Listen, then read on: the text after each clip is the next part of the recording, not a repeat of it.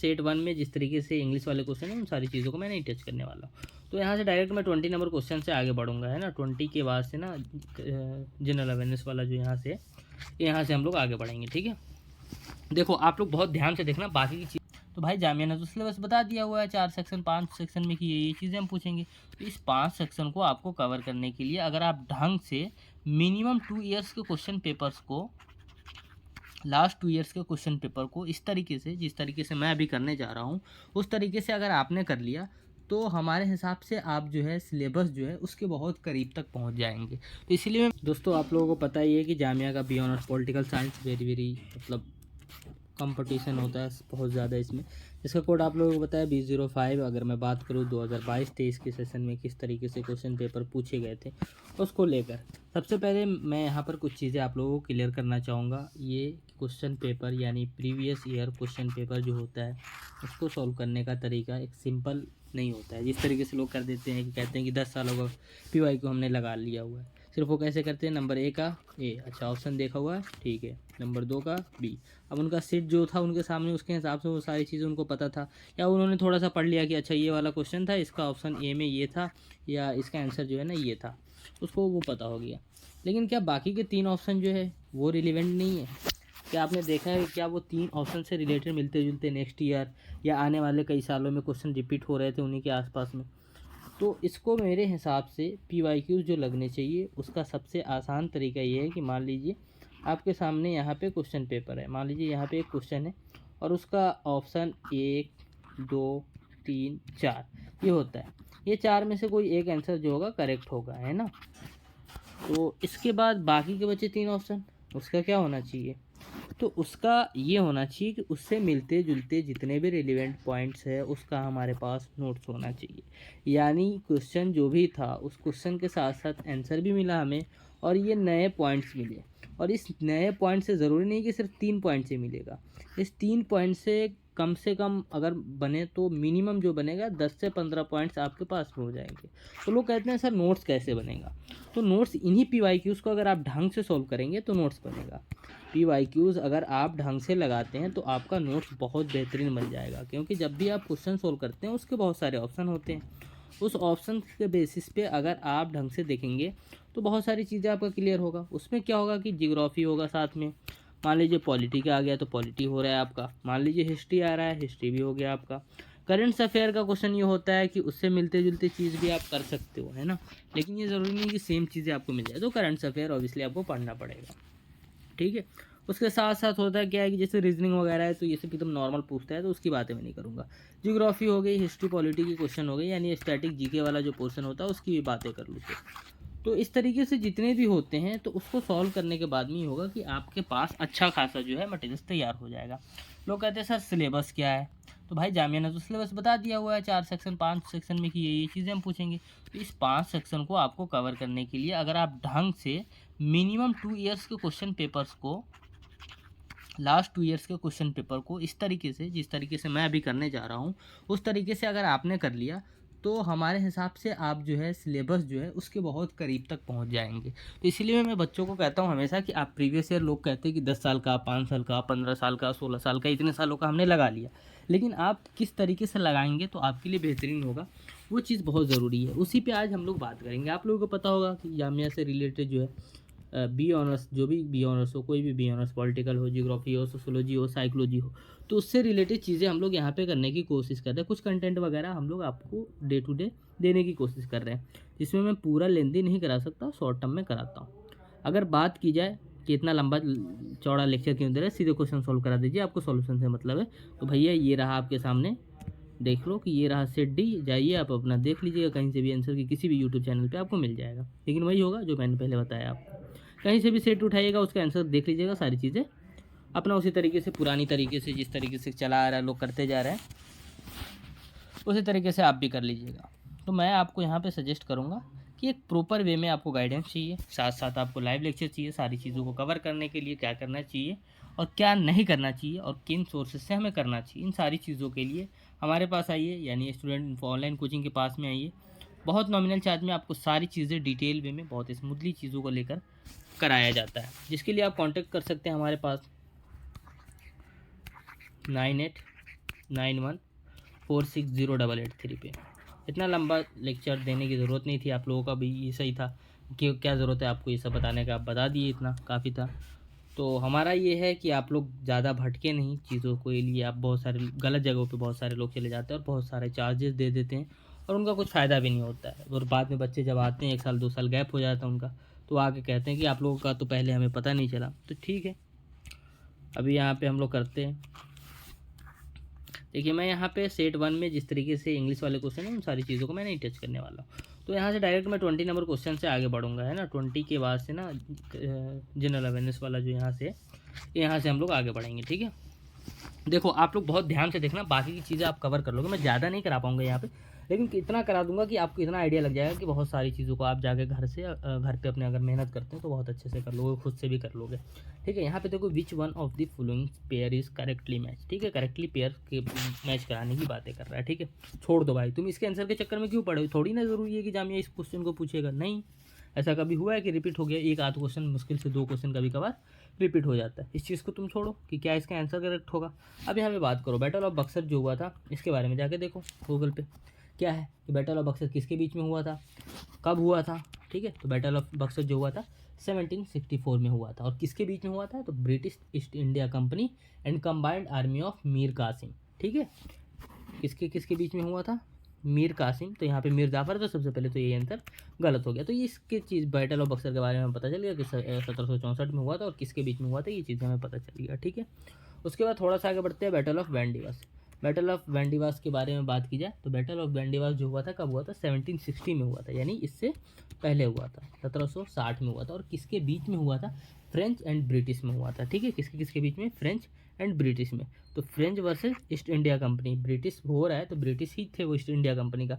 ये थोड़ी हद तक मुझे लग रहा है कि ये करेक्ट आंसर हो सकता है, लेकिन अभी नहीं, हमें टिक नहीं करने से मतलब है। हम आपको बता रहे हैं कि बैटल ऑफ वैंडीवास जो था 1760 में हुआ था, फ्रेंच और ब्रिटिश के बीच में हुआ था, ठीक है। एक 2 पॉइंट आपका यहाँ से क्लियर हुआ। और ये वैंडीवास जो है ना, इंडिया से मिलता जुलता टर्म है, जिसको हम लोग आज करेंटली जो है ना वनदवांसी, या जिस तरीके से वाराणसी है ना, उसी तरीके से तमिलनाडु में एक जगह है वदावांसी, ठीक है, वदावांसी जो है एक जगह है अपने करेंटली इंडिया में तमिलनाडु में, वदावांसी। तो इस चीज़ को भी आप देख सकते हो कि वदावांसी currently situated in which state of India, इस तरीके से क्वेश्चन आ सकता है। वदावांसी सिटीज़, ये इस तरीके बहुत सारी चीज़ें यहाँ से क्लियर हो सकती है। तो यहाँ पे देखो बैटल ऑफ वैंडीवास जो है कब हुआ था, 1760 में हुआ था, और फ्रेंच और ब्रिटिश के बीच में हुआ था। ये चीज़ें तो आपका क्लियर हो गया। उसके बाद में आप बहुत सारी चीज़ें और क्लियर कर सकते हो इससे, कि जो ये बैटल ऑफ बक्सर जो था कहाँ हुआ था, किसके बीच में हुआ था, वो सारी चीज़ें आप डिटेल में करो जाके चीज़ों को, है ना। मैं ओवरव्यू दे रहा हूँ कि कैसे होना चाहिए, आपको आंसर से मतलब नहीं होना चाहिए, पहली शर्त यही है। बैटल ऑफ चीलावाला जो होता है ये किसके किसके बीच में हुआ था, बैटल ऑफ चीलावाला सबसे पहले कब हुआ था, ये वेरी वेरी इंपॉर्टेंट, 1849 में ये हुआ था, है ना। और किसके किसके बीच में हुआ था ये भी चीज़ आपको पता होना चाहिए, British East India Company and Sikh empire के बीच में हुआ था। चिलिया वाला जो है ये एक रीजन है, ये भी इसके बारे में पता होना चाहिए, पंजाब में एक रीजन है, ठीक है। अपना जो करंट पंजाब है उसमें एक ये रीजन है जहाँ सिख एम्पायर और British East India company, EIC जिसको हम लोग शॉर्ट टर्म में बोलते हैं, ईस्ट इंडिया कंपनी और सिख एम्पायर के बीच में ये चीज़ें हुई थी। तो सबसे पहले तो डलहौजी वर्सेस मराठा, ये गलत है, इसको हटा दो, ठीक है। बैटल ऑफ खारदा जो है ये किसके बीच में हुआ था। अब देखो यहाँ पे मैं आपको ये कहूँगा कि जितने भी बैटल्स है, कितना आसान तरीका आपके लिए निकल गया, कि जितने भी बैटल्स हैं इंडिया में, है ना, इंडिया से रिलेटेड, इंडियन हिस्ट्री से रिलेटेड, उन बैटल्स को देख लो, जिसमें आपका आ जाएगा बैटल ऑफ पानीपत, है ना, बैटल ऑफ प्लासी, उसके बाद में बैटल ऑफ बक्सर, खारदा, बहुत सारी बैटल है ना। तो उन सारी बैटल्स को आप कवर करो। सबसे ज़रूरी क्या है कि कब हुआ था, है ना, उसका टाइम पीरियड देखो, और किसके किसके बीच में हुआ था, है ना। बैटल ऑफ पानीपत की बात करोगे तो फर्स्ट सेकेंड थर्ड, इस तरीके से बहुत सारे बैटल्स हैं, उसको आप जाकर ढंग से कवर करो, यानी ओवरऑल आप बैटल्स के बारे में कवर करो। अब आप हिस्ट्री पढ़ोगे तो ऑब्वियसली उसमें कभी मेडिवल में, कभी मॉडर्न में, इस तरीके से बहुत सारे बैटल्स आएंगे, बहुत सारी वार होंगे, उसमें सारी चीज़ों को आप कवर कर लोगे, तो आपका क्या होगा कि उस तरीके से भी सिलेबस कवर हो जाएगा। लेकिन एक जो होता है ना कि रैंडमली चीज़ों को आप करते चलोगे ना तो बोर नहीं होगे, इसीलिए मैं हमेशा कहता हूँ कि रैंडमली करते चलो आप, है ना। तो बैटल वगैरह को जाके आप ढंग से कवर कर लो। बैटल ऑफ खारदा की बात करें तो ये किसके बीच में हुआ था, है ना। बैटल ऑफ खारदा जो हुआ था कब हुआ था ये भी इंपॉर्टेंट है। तो 1795 में ये बैटल ऑफ खारदा हुआ था, ठीक है। बैटल ऑफ खारदा कब हुआ था, 1795 में, और किसके किसके बीच में, Maratha empire and Nizam of Hyderabad, है ना। Maratha empire and Nizam of India, तो निज़ाम तो इसमें दिख रहा है लेकिन मराठा का यहाँ पे कहीं पे है ही नहीं, तो ये भी गलत, ये भी गलत, और ये भी गलत था। तो अपना आंसर क्या हो गया, बैटल ऑफ बंदीबस्त, है ना, फ्रेंच और ईस्ट इंडिया कंपनी। तो देखो आंसर आपका इस तरीके से निकल तो जाएगा, इजीली चीज़ें पता चल जाएगी। लेकिन इतने डिटेल में अगर आप करोगे ना तो आप देखो कि आपके पास में कितने पॉइंट्स हो गए। एक तो कब हुआ, 4 पॉइंट यहाँ से निकल जाएगा तुम्हारा, है ना, किसके किसके बीच में हुआ, 4 पॉइंट वहाँ से निकल गया, 8 पॉइंट आपके पास में हो गया। उससे रिलेटेड क्या किया हमने, बैटल ऑफ पानीपत को देख लिया, बैटल ऑफ प्लासी को देख लिया, जितने भी बैटल्स थे उसको हमने देख लिया, है ना। तो उस तरीके से हमारे पास 10 से 12 पॉइंट्स आगे नहीं आएंगे एक क्वेश्चन से। तो ऑलमोस्ट 10 से 12 पॉइंट्स आपको एक क्वेश्चन से मिल जा रहा है। तो उससे क्या होगा कि आपका नोट्स बन जाएगा, ढंग से बन जाएगा, रिवीजन करने में ईजी होगा आपके लिए, है ना। और आप क्वेश्चन पेपर का आइडिया लग जाएगा आपको कि अच्छा ये चीज़ चल रहा था, तो मे बी कि अगर बैटल से रिलेटेड या इस तरीके के आसपास में किसी भी तरीके से वो घुमाने की कोशिश करेगा इन बैटल से या इस तरीके की चीज़ें, हमारे पास में पॉइंट क्लियर था, हमने इसको किया हुआ था, है ना। तो ये होता है तरीका असल में करने का। अभी थोड़ा सा और मैं आपको ओवरव्यू देता हूँ, आगे चलता हूँ। ये कैसे है, हाँ अच्छा हाँ।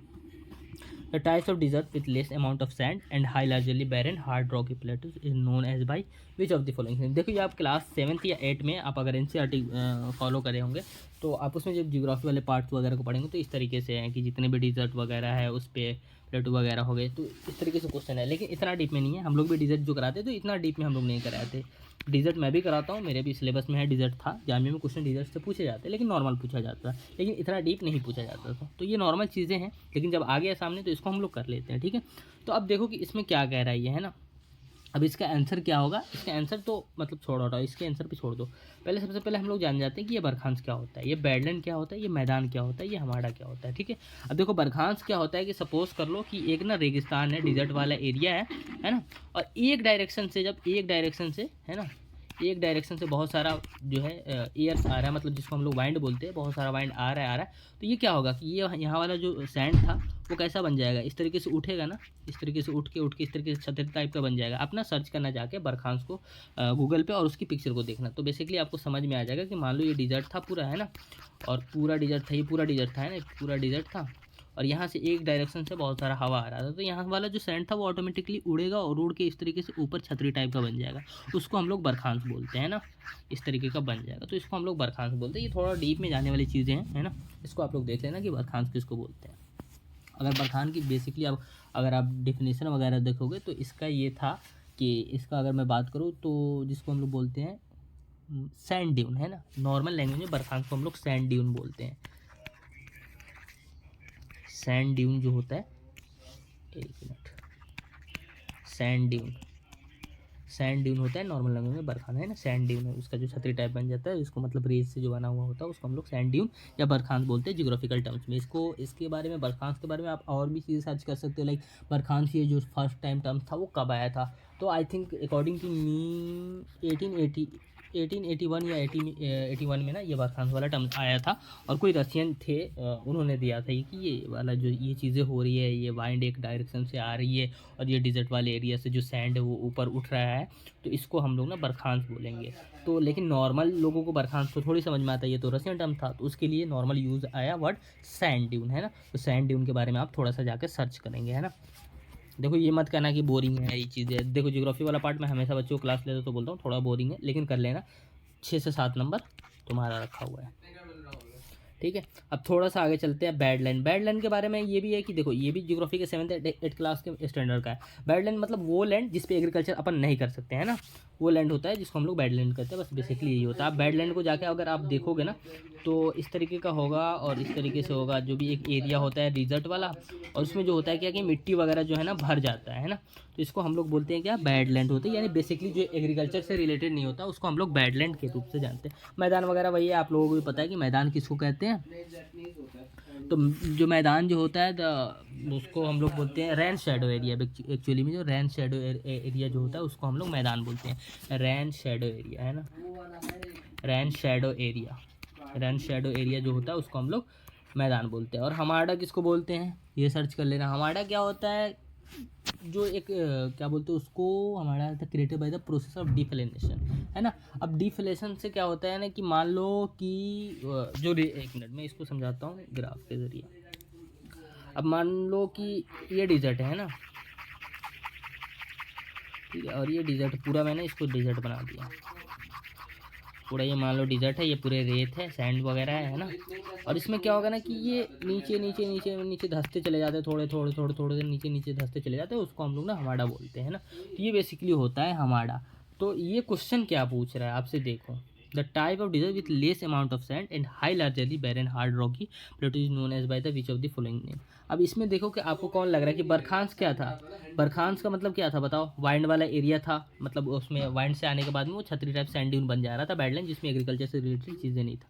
मैदान क्या था, मैदान का मतलब क्या था, उसमें मैंने आप लोगों को बताया था रेन शेडो एरिया। तो अब यहाँ सब चीज़ों में क्या हो रहा है कि रेन से रिलेटेड, किसी में सैंड से रिलेटेड, किसी में एग्रीकल्चर से रिलेटेड चीज़ें आ रही, लेकिन यहाँ पे देखो sand and high largely barren है ना, hard rocky plateaus is known as by which of the following. अब सपोज करो जो मैंने लास्ट में जो बताया था कि ये डिजर्ट है और ये इस तरीके से चला जा रहा है, धंसता जा रहा है, धंसता जा रहा है, तो वो किस तरीके का हो जाएगा, रॉकी प्लेटूज बनता चला जाएगा, है ना। तो इससे मिलता जुलता ये टर्म जो है हमारा जो है उस इसका करेक्ट आंसर हो जाएगा। देखो ये तो मैं यहाँ पे बता दिया, लेकिन बरखान से रिलेटेड बता दिया, बैडलैंड मैदान भी बता दे।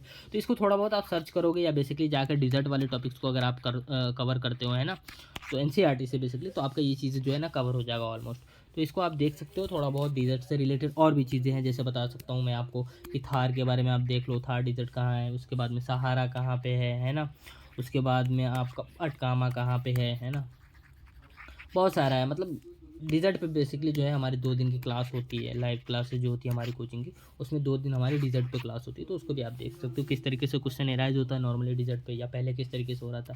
ये लास्ट ईयर जब पूछा गया था तो ये न्यू तरीके से पूछा गया हुआ था, इस तरीके का इससे पहले आज तक कभी नहीं पूछा गया हुआ था, है ना। तो इस चीज़ को मैंने यहाँ पे बता दिया आप लोगों के सामने। आगे थोड़ा सा बढ़ते हैं, ये भी उसी वाला पार्ट है ना, तो इसको भी आगे छोड़ो, हटाओ।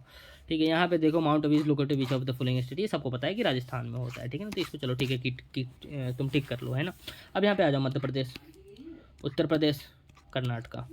अब ये बताओ कि उत्तर प्रदेश से तुम्हारे पास में कितने पॉइंट्स होने चाहिए। ऑलमोस्ट 100+ MCQ जो है ना आपको, 100+1 लाइनर, है ना,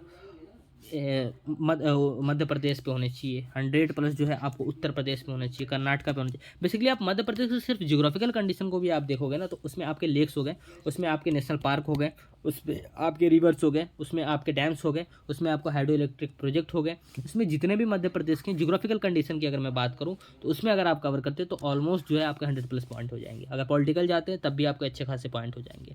मध्य प्रदेश के अगर हिस्टोरिकल जो है और जो मोनूमेंट्स वगैरह हैं उसको अगर आप कवर करके चलते हैं स्टैटिक वाले पोर्शन से, तो उस पर भी 100+ पॉइंट आपके पास में 1 लाइनर हो जाएंगे। तो मध्य प्रदेश को आपको कवर करने से बहुत सारी चीज़ें आपका कवर हो जाएगा। उत्तर प्रदेश को अगर आप कवर करते हो, इस पर भी 500+ पॉइंट हो जाएंगे आपको, कि फर्स्ट CM कौन था, फर्स्ट वुमेन CM कौन था, करंट CM कौन है, करंट गवर्नर कौन है, फर्स्ट गवर्नर कौन था, है ना। उत्तर प्रदेश में नेशनल पार्क कौन से है ना, और उसके बाद में फर्स्ट नेशनल पार्क कौन सा था। इस तरीके से बहुत सारी चीज़ें आप उत्तर प्रदेश में कवर कर सकते हो। ओखला बर्ड सेंचुरी कहाँ लोकेटेड है ना, ये वाली रिवर जो है कौन से स्टेट से होकर गुजर रही है। उत्तर प्रदेश में बहुत सारी ऐसी सिटीज़ है जो कि रिवर्स के किनारे सिचुएटेड है, बिसाइड्स रिवर सिचुएटेड। तो इस तरीके से बहुत सारी चीज़ों को आप कवर कर सकते हो, है ना। कर्नाटका में भी उसी तरीके से है। तो कर्नाटका में आप जाने के बाद में ना जो जियोग्राफिकल है उसको भी अगर आप कवर करते हो तो बहुत सारे नेशनल पार्क्स आ जाएंगे, लेक्स आ जाएंगे, रिवर्स आ जाएंगे, इस तरीके से बहुत सारी चीज़ें आपका कवर हो जाएगा, है ना। तो ये होता है तरीका कि आपने एक पॉइंट को लो, अब बोर मत हो, राजस्थान पे कर रहा हो, करते रहो, ढंग से करो। कम से कम अगर मान लो कि आधा दिन आपका चला जाता है, 4 से 5 घंटे चला जाता है, तब भी आपके पास में 1 से 1.5 पेज का ही नोट होगा, तब मत छोड़ो मत, चलो ठीक है थोड़ा आगे करते हैं, ऐसा नहीं करो। आप राजस्थान को कवर कर लो, इतना कर लो कि उसमें अगर राजस्थान से रिलेटेड कभी भी कुछ भी आता है वो चीज़ें तुम्हारे पास होनी चाहिए, इस तरीके से सॉल्व होना चाहिए, ठीक है। अब देखो, यमुना रिवर ना tributary of which of the following rivers before it become the tributary of gangs river, Ganga river, है ना। अब देखो गंगा का ट्रिब्यूटरी तो था, मतलब है ना, गंगा का तो ट्रिब्यूटरी चीज़ यहीं पे क्वेश्चन में ही क्लियर हो जाए, लेकिन पूछ रहा है कि बिफोर दी गंगा किसका था। अब देखो इसमें बहुत सारी चीज़ें हैं कि ये ना एंशियंट वाला पार्ट है। एंशियंट वाले में अगर आप जाके देखोगे तो कई जगहों पे मिलता है कि तापी का था, कई जगहों पे मिलता है इंडस का था, कई जगह पे आपको मिलेगा कि महानंदा या महानदी का था। तो इसमें कन्फ्यूज़न वाली चीज़ है, तो इसमें जाके आपको जो चीज़ें मिलती है मतलब जामिया के आंसर की में, उसको आप लोग देख लो, महानदी या गोदावरी, इंडस जो भी है। लेकिन मेरे कहने का मतलब ये है कि इस महानदी पे कम से कम आपके पास में 20 से 30 पॉइंट होने चाहिए। अब ये कैसे हो सकता है, आप सबसे पहले मैं ना आपको बहुत अच्छा आंसर दे रहा हूँ। अब ये देखो कि महानदी जो है ना कौन से स्टेट में सिचुएटेड है, प्राइमरी कौन से स्टेट में लोकेटेड है। तो महानदी जो है आपको पता होना चाहिए कि उड़ीसा में। देखो मैं सारी चीज़ें बता नहीं सकता, यहाँ पे पॉसिबल ही नहीं है। उड़ीसा में सिचुएटेड है, कहाँ से कौन सा मतलब इस किसके वाटर को लेके, मतलब महानदी में जो सबसे ज़्यादा वाटर होता है बेसिकली किस चीज़ से हो गया था, तो बे ऑफ बंगाल का वाटर होता है। साथ ही साथ ये पूछ लेगा कि महानदी कितने स्टेट से गुजरता है, 3 स्टेट से गुजरता है। वो स्टेट कौन कौन सा है, मध्य प्रदेश, छत्तीसगढ़ एंड उड़ीसा। उड़ीसा का तो मेन है, तो छत्तीसगढ़ और मध्य प्रदेश से, यानी उड़ीसा से होते हुए छत्तीसगढ़ मध्य प्रदेश होता हुआ जाता है। साथ ही साथ और चीज़ आपको पता होना चाहिए, which city situated on the banks of Mahanadi river, बहुत सारी क्वेश्चन बन सकती है। तो विच सिटी की अगर बात आ रही है महानदी पे तो भुवनेश्वर होगा, उड़ीसा का, आप लोगों को पता है कि भुवनेश्वर जो होगा, है ना। तो इस तरीके से बहुत सारी चीज़ें हैं जिसको आप कवर कर सकते हो। उसी तरीके से गोदावरी को भी आप कवर करो कि कौन सा सिटी जो है गोदावरी के किनारे सिचुएटेड है और कौन से स्टेट से गुजरती है, किसके वाटर्स को अपनी बॉडी में लेके घूमती है, मतलब कि जो रिवर्स फ्लो होता है बेसिकली उसमें वाटर्स का सोर्स क्या है ना, और ट्रिब्यूटरी किसकी है ना। और इस तरीके से बहुत सारी पॉइंट्स आप कवर कर सकते हो। तापी के बारे में इंडस से बहुत सारी चीज़ें कवर होगी। साथ ही साथ इंडस से तो आपको पता ही, इंडस वैली सिविलाइजेशन वाली चीज़ें भी अगर चाहे तो आप उसको इसमें ऐड ऑन करते हुए चले। तापी भी बहुत सारी चीज़ें आप कवर कर सकते हो, है ना। तो बेसिकली देखो मैं आज 20 से 25 तक कराया हूँ, है ना, सारी चीज़ें मैं नहीं करा सकता। इसका आंसर राजस्थान था। इसका अगर मैं बात करूँ तो लोकल वाइंड इसका आंसर हो जाएगा। अगर आप लोग आंसर ही चाहिए तो इसका लोकल वाइंड्स हो जाएगा। अगर इसकी बात करूँ तो हमारा इसका आंसर हो जाएगा, है ना। अगर इसकी बात करूँ तो बैटल ऑफ वंडीवास जो था, French and east India company. और उसके बाद में अगर मैं बात करूँ तो इसको मैं राजस्थान इसका बता ही दिया था, है ना। और उसके बाद 25 का आप लोगों को मेरे हिसाब से जो है तापी होगा, है ना। तो सभी आंसर भी आपको पता हो गया सारी, थोड़ी बहुत मतलब ओवर लेक्चर अगर होगा तो आप वीडियो को स्किप कर देना, कोई दिक्कत नहीं, दोबारा मत देखना। अगर लेकिन जब जब ज़रूरत पड़े कि कैसे सॉल्व करना है क्वेश्चन पेपर, तो मैं हमेशा कहता हूँ कि 2 क्वेश्चन को ही आप पकड़ो और उसको दिन भर सॉल्व करो। मेरे हिसाब से मैं तो हमेशा ऐसे ही करता था और करवाता भी बच्चों से। सबसे नहीं करवा पाता, लेकिन जो करते हैं वो फिर जामिया एमए में दिख जाते हैं ना। तो मेरे हिसाब से आप 2 क्वेश्चन ही सॉल्व करो, लेकिन ढंग से करो, है ना। 20 से 25 आज मैं कराया हूँ, फिर मैं 25 से 30 कल कराऊंगा, ठीक है। उसके बाद धीरे धीरे थोड़ा बहुत मैं करता रहूँगा, यानी 1 से 2 साल मैं खुद आप लोगों को अगर करा दूंगा ना, तो आपको बहुत अच्छे से आइडिया हो जाएगा कि हाँ कौन सी चीज़ें आपको करनी चाहिए, नहीं करनी चाहिए। साथ ही साथ मैं आपको यहाँ पे एक डिस्क्रिप्शन देना चाहूँगा कि अगर आप लोग चाहते हैं कि डिटेल में सारी चीज़ें कवर हो, जिस तरीके से डिजर्ट पे क्वेश्चन था, है ना, जिस तरीके से माउंटेन्स एंड रिवर्स पे क्वेश्चन बनते हैं, है ना। बेसिकली आपको अगर मैं बात करूँ तो जियोग्राफी से रिलेटेड बेसिकली क्वेश्चन जो बनता है उसको कवर करना हो, या पॉलिटी से रिलेटेड जो आगे क्वेश्चन आएंगे उसको कवर करना हो, या हिस्ट्री का यानी जिस तरीके से बैटल्स वगैरह का क्वेश्चन है उसको अगर आप कवर करना चाहते हैं, अभी आगे आएगा करंट्स अफेयर का, अगर करंट्स अफेयर से रिलेटेड चीज़ों को करना चाहते हैं, है ना, वो चीज़ें, अगर स्टैटिक वाला पोर्शन जो है आपका उसको, या आपकी बात करूँ लैंग्वेज की यानी इंग्लिश वगैरह की, इन सारी चीज़ों को आपको ढंग से करना है, तो मैं कहूँगा आपको सजेस्ट करूँगा एकदम नॉमिनल चार्ज में आपको कोचिंग प्रोवाइड हो रहा है, ठीक है। उस कोचिंग को आप ज्वाइन कीजिए, एकदम नॉमिनल चार्ज लिया जाता है आपसे, आप उसको कोचिंग को ज्वाइन कीजिए। इसमें आपको सबसे पहले जो है ना, किसी भी गाइडेंस प्रोग्राम में भी जाएंगे ना, तो आपसे आराम से पैसे ढंग से नहीं छोड़ा जाता है ना। तो गाइडेंस मिलेगा आपको, प्रॉपर एक्सपीरियंस वाले लोग होंगे वहाँ पे, साथ साथ आपको लाइव लेक्चर मिलता है, उसके बाद में PDF नोट्स मिलता है आपको, उसके बाद में ओरल टेस्ट मिलता है, मॉक टेस्ट मिलता है, उससे सबसे ज़्यादा ज़रूरी होती है एक प्रॉपर गाइडेंस मिलती है आपको। जब भी ज़रूरत पड़े तब चाहे आप कॉल कर सकते हो, क्या पढ़ना चाहिए क्या नहीं पढ़ना चाहिए, और कितना आपको खुद से पढ़ना चाहिए और कितना आपको लेक्चर मिलना चाहिए, ये सारी चीज़ों का डिसीजन जो है लोग यहाँ पे एक्सपर्टीज़ बैठ के ले रहे होते हैं। तो आप ज्वाइन कर सकते हो कोचिंग को। अगर आप चाहते हैं कि जामिया में आपका एडमिशन हो तो 9891460883 पे आप कॉन्टैक्ट कीजिए, only for coaching. Thank you for watching this video.